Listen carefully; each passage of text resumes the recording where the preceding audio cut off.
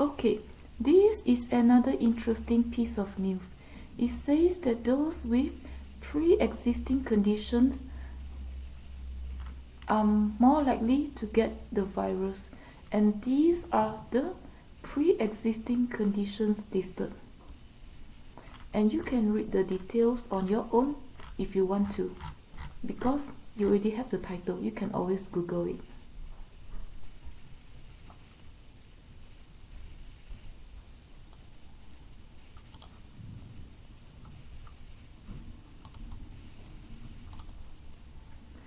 So, our early childhood conditions, be it the quality of schools we attended, the nature of our neighborhood, whether it's high unemployment, middle class suburbs, or high crime, or lack of transportation, or lack of access to healthy foods.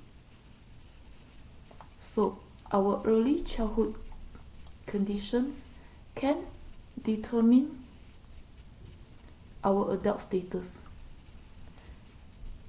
in terms of our occupation, our income, and our education attainment. And our adult status can determine the health protective and health enhancing resources we are going to get as adults. And our adult status is also going to determine through our employment or through our other abilities the type of insurance we are going to get. And our adult status can also determine the neighborhoods we are going to live in as adults, and the people we are going to mingle with as adults. And these people may or may not serve as support system or outlets for stress relief. And sometimes the nature of our childhood conditions, the neighborhood we live in as children or teenagers, can determine. Sometimes they go through this, but sometimes they can directly determine whether we are going to develop certain pre-existing health conditions.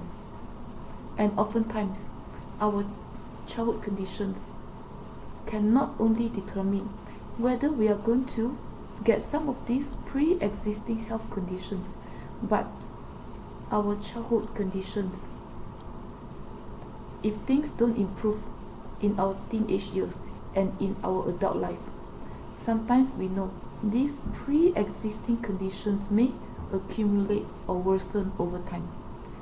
And sometimes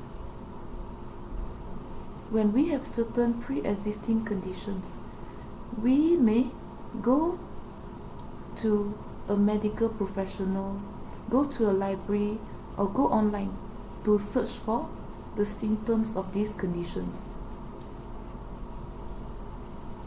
And our childhood conditions can also indirectly determine our health knowledge. And our health knowledge is going to affect how we are going to take care of ourselves in our teenage years, in our young adult years. And this is going to determine whether we are going to get certain pre-existing conditions. And because of that, it is a double arrow in here, because it seems to me they are mutually affecting one another. And the resources we are going to get later on in life is going to determine our health knowledge. The people we mingle with, sometimes they may know certain things that we don't, or people in our neighborhoods. And the type of healthcare we are going to get may also directly and indirectly affects our health literacy. And our health knowledge can determine our other health related behaviors, like taking precautions, exercising, taking minerals and vitamins, how to enhance our immune system. And this in turn affects our various health outcomes and health conditions.